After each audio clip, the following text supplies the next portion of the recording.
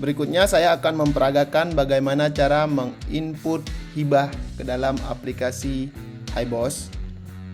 Untuk melakukan input hibah, masuk sebagai admin.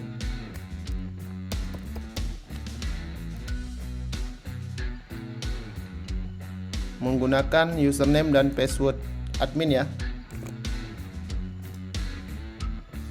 Nah, sebagai admin di sini lebih banyak menunya daripada admin SKPK, karena di sini admin dapat melakukan pengelolaan hibah.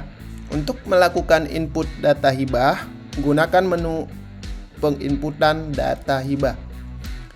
Pada saat melakukan penginputan data hibah, maka di sini akan ditampilkan seluruh permohonan yang masuk, yang telah valid tentunya ya. Di sini akan ditampilkan seluruh proposal yang sudah diverifikasi, belum lengkap, disetujui, dan total. Nah, yang bisa diinput adalah pengajuan yang sudah dinyatakan lengkap dan disetujui. Baik, di sini contohnya ada satu yang sudah disetujui, Dinas DPMK.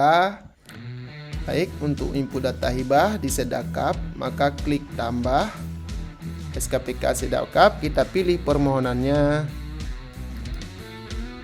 Nah, ini yang tadi yang disetujui 450, nominal proposalnya 450. Kita pilih akunnya, belanja hibah 2022, uraiannya belanja hibah lainnya. Ini uraiannya ya. Tahun anggaran 2022, nominalnya nanti otomatis. Nominal hibahnya misalnya 300 juta. Ini nominal realisasi. Nah, untuk status pilih proof, simpan. Sudah ada 2 data hibah untuk SKPK Sedakap Aceh Singkil.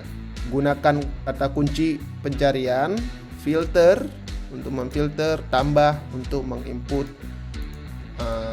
hibah satu lagi. Nah, di sini jika kita input nih kosong, artinya tidak ada lagi permohonan, hanya 2 saja. Selanjutnya, jika ingin menginput hibah untuk SKPK lainnya, maka kita lihat misalnya Dinas Lingkungan Hidup ada 1 belum diverifikasi, maka terlebih dahulu kita verifikasi, tetapkan akunnya,